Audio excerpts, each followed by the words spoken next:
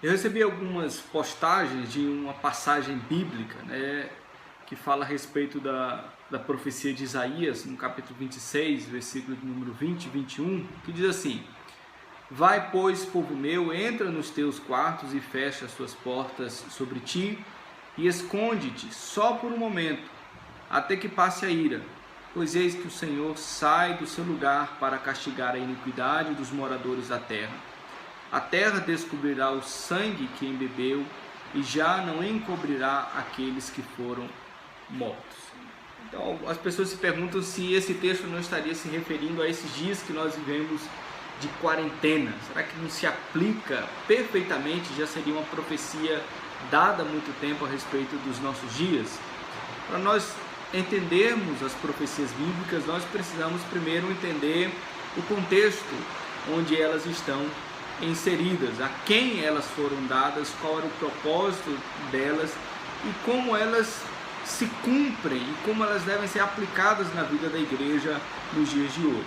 Nós olhamos, por exemplo, aqui quando nós lemos na profecia, no capítulo 26, que ele fala a respeito do dia que se entoará um cântico, versículo 1 do capítulo 26, começo da profecia que lemos agora há pouco. Diz assim: naquele dia se entoará este cântico na terra de Judá. Então ele se refere de um dia. Que dia que é esse? Se nós olharmos então na profecia do livro de Isaías, frequentemente ele fala a respeito desse dia. Se nós começarmos então lá no capítulo de número 2 de Isaías, nós vamos ver o profeta já falando a respeito desse dia. Isaías capítulo 2, versículo 11: Os olhos altivos dos homens serão abatidos e a sua altivez será humilhada.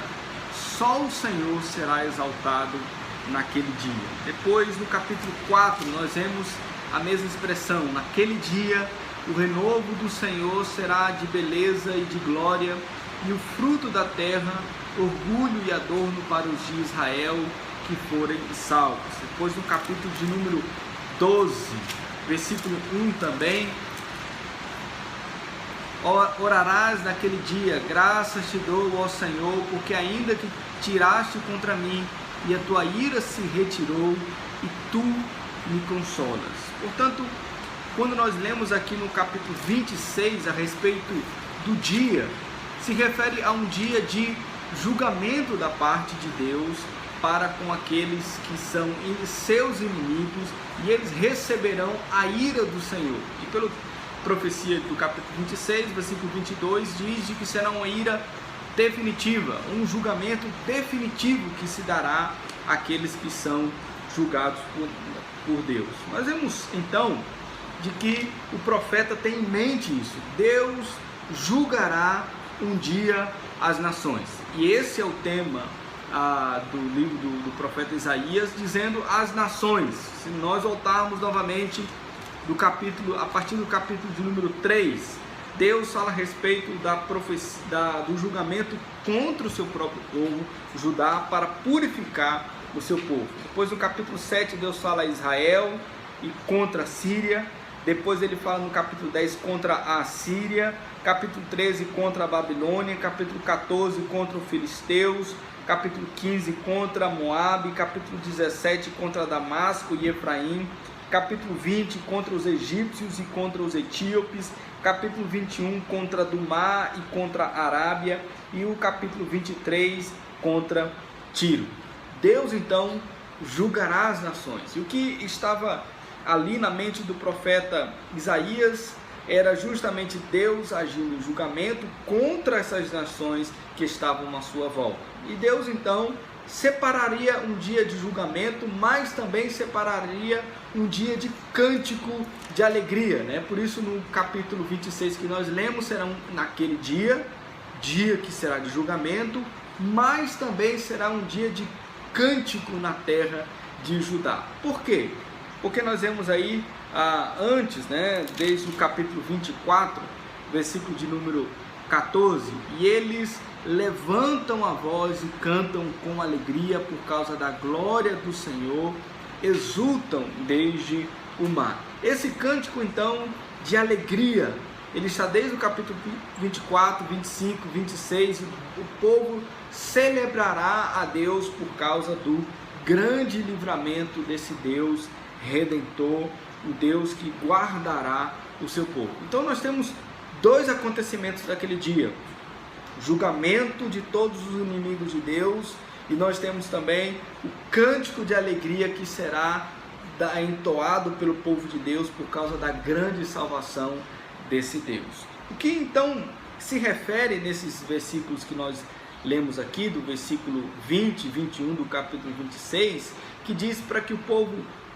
vá para suas casas, feche as portas, até que a ira do Senhor passe, porque ela será dada por um momento, é a indicação de que Deus guardará o seu povo do julgamento final. Esse é um tema recorrente nas Escrituras. Lembram, por exemplo, lá em Moisés, quando a 10ª praga que mataria todos os primogênitos, e o mandamento para o povo de Deus é: entrem nas casas de vocês, manchem com sangue os umbrais das portas, porque quando vier o anjo do Senhor, ele não tirará a vida, o anjo da morte não tirará a vida daqueles que estão escondidos nessa casa. Deus livrará, Deus passará por cima e não julgará e não punirá aqueles que estão naquela casa pelos pecados deles, porque o sangue que foi colocado na porta fez com que o anjo da morte passasse por cima. Outro momento também nós temos nas Escrituras que nos falam sobre isso. Por exemplo, lá Noé, quando recebe o mandamento de Deus para que entrasse na arca e levasse com ele a sua família e os animais que seriam salvos do grande dilúvio de ira e justiça de Deus que recairia sobre a terra. Toda a terra iria perecer, mas aqueles que foram guardados dentro da arca, eles não pereceriam. Portanto, nós temos uma indicação das Escrituras de que um povo não será alvo da ira de Deus, porque eles serão guardados. E aqui, nesse texto, então, ele se refere à ira de Deus que será derramada sobre a terra. Mas o povo de Deus, que está guardado, não será atingido por essa ira, porque ela passará e não nos alcançará. Certamente essa é uma profecia que aponta para Cristo. Por quê? Porque em Cristo nós estamos sendo guardados. Ele é de fato aquele que nos protege da ira de Deus, nos protege de nós sermos condenados pelo nosso pecado. Quando nós nos escondemos em Cristo, nós somos guardados e nós não pereceremos. Mas o texto também fala aqui, no capítulo 27, versículo 1, e dá uma importante contribuição para nós entendermos esse texto. Capítulo 27, versículo 1.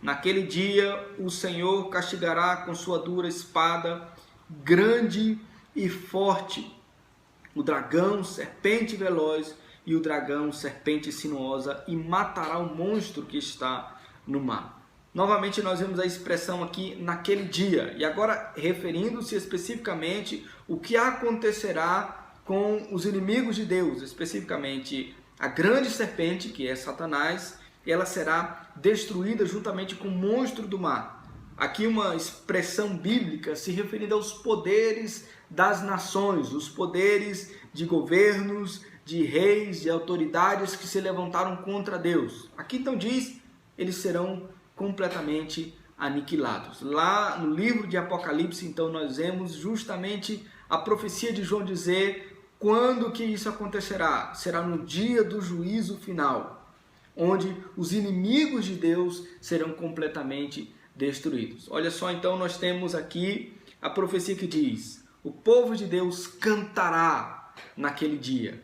Eles que foram guardados por Deus em Cristo Jesus, naquele dia, então, eles verão de que a ira de Deus será derramada sobre os inimigos e o povo de Deus será completamente livre da ira de Deus que será derramada naquele dia. Como nós escaparemos desse grande dia, desse grande julgamento? Não é ficando em casa, literalmente, trancando as nossas portas e pensando que o grande juízo final de Deus seja um vírus.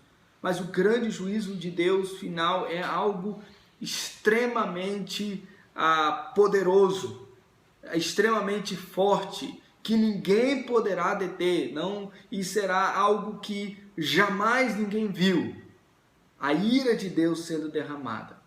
Mas nós então seremos protegidos quando nós estamos em Cristo Jesus, quando depositamos a nossa confiança em Cristo Jesus. E é claro então que quando nós vemos nos dias de hoje rumores a respeito de vírus e as pessoas temem, o povo de Deus não teme, o povo de Deus sabe, nós estamos guardados em Cristo Jesus.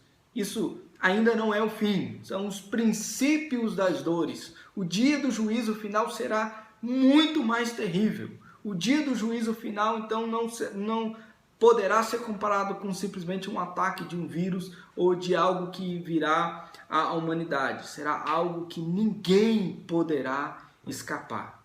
Mas aqueles que estão em Cristo Jesus escaparão, porque Ele suportou a ira de Deus Pai em nosso lugar. A ira de Deus foi derramada em Cristo e Ele recebeu a ira que deveria recair sobre nós. Por isso nós estamos seguros hoje. Então esse texto, ele não fala a respeito de coronavírus, ele fala a respeito da grande salvação de Deus para o seu povo, que será salvo da ira de Deus, será salvo de ser condenado pelo seu pecado.